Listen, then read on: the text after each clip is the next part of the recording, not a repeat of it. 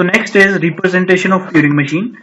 So there are three ways to describe the Turing machine. The first way is called instantaneous description, that is ID. The second way is called transition diagram, and the third way is called transition table. So representation by instantaneous description.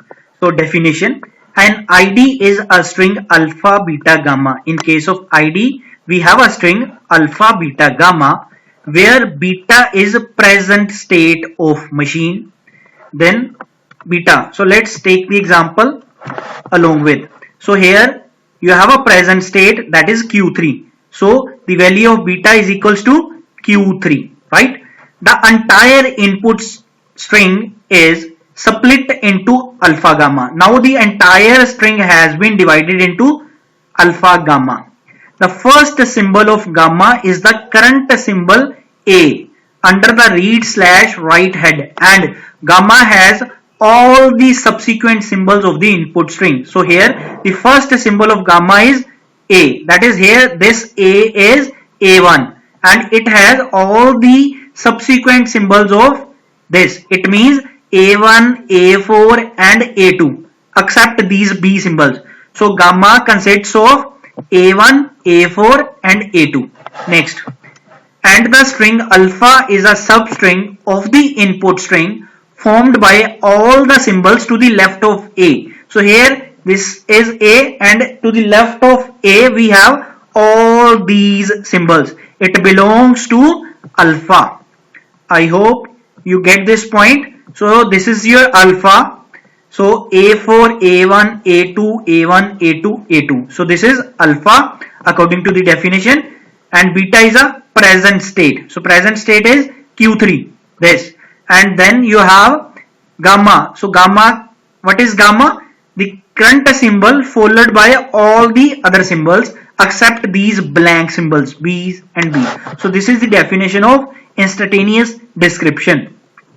So next we have representation by transition diagram. Again here you need to define alpha, beta, gamma in this case also. So here beta alpha represents present symbol under the read/write head. Beta represents new symbol that replaces the present symbol. Gamma is a movement of head, that is left or right. So let's take an example. So this is a transition diagram. So Q naught, upon the processing of this 0, it will take you to Q1, and this 0 will be replaced with this A because this is your beta, and you will have to move towards right direction. So this is the value of alpha, beta, gamma, right? So according to this definition, let's see one more move. Upon the processing of 0, Q1 upon the processing of 0, it goes to Q2, that is the new state is Q2, and it will replace this 0 with this 0, and the direction of motion will be right. I hope you understand this point. Let's take one more example.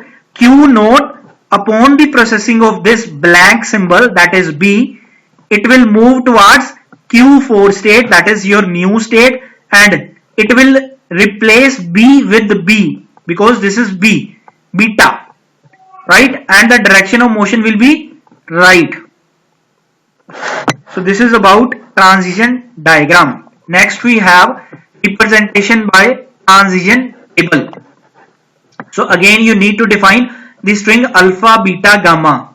Remember students, in all the three representations you need to define the values for alpha, beta, gamma, right? So in case of transition table, the value of alpha is next symbol written in current cell, that is this is the new symbol which will replace the current symbol. Beta, it will denote the movement of head left or right. Gamma, next state of automata. So in case of transition table, all the moves are defined in case of transition table in the form of transition table. So here the move is alpha, beta, gamma. So this one is, that is here the current symbol is B. B will be replaced with this 1, and the direction is left, and the new state is Q2, right?